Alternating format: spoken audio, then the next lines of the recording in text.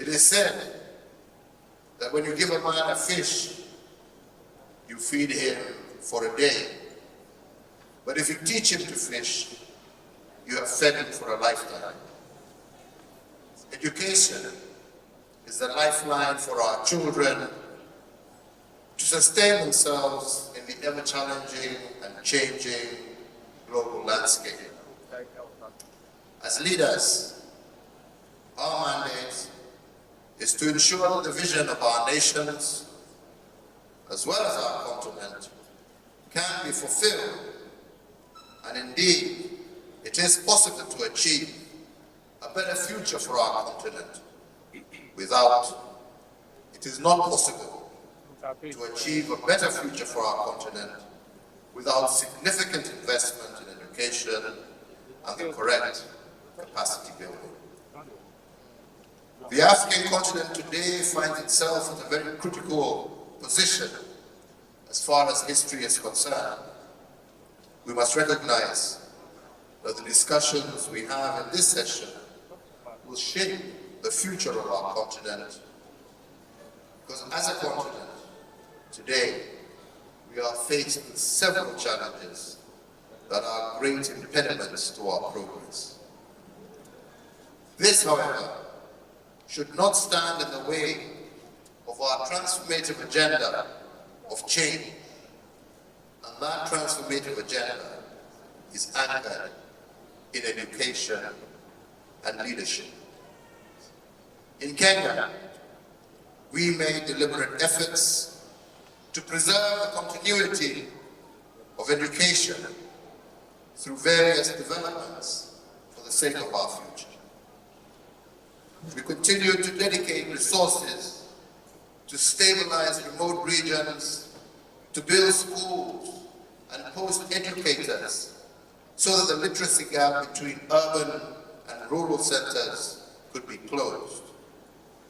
We introduced free primary education so that no child would be left behind in the formative years of their development. During my tenure, my government intentionally set aside funds and heavily invested in education-based infrastructure. We built classrooms across the country, and already existing classrooms were further improved to enable them to accommodate more students. And this we did in collaboration with local leadership and communities. We went further to establish community-based management schools, where community-based organizations and parent-teacher associations played a critical role in mobilizing resources and managing schools, as well as carrying out an oversight role. This ensured that our children did not have to travel far to get a good education.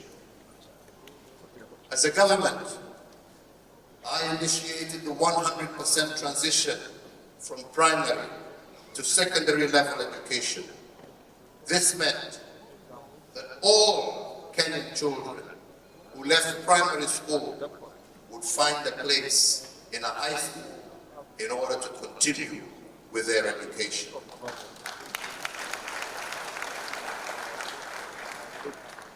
This program ensured that our children from across the country got equal exposure to learning opportunities regardless of their social-economic background. To further even the playing field, we invested considerably in the digitization of the education sector.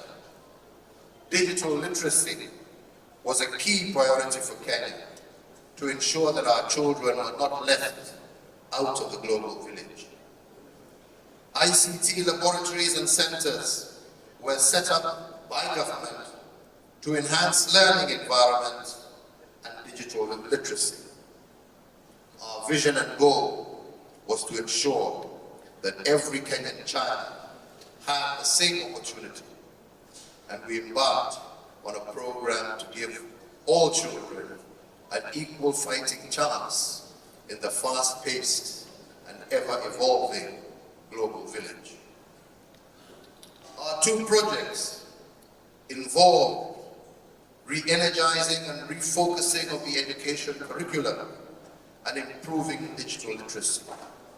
This also led out to a multi-pronged rollout of ensuring that every single primary school in our republic was connected to the electric grid, and where the grid was not, was powered through solar and other such technology.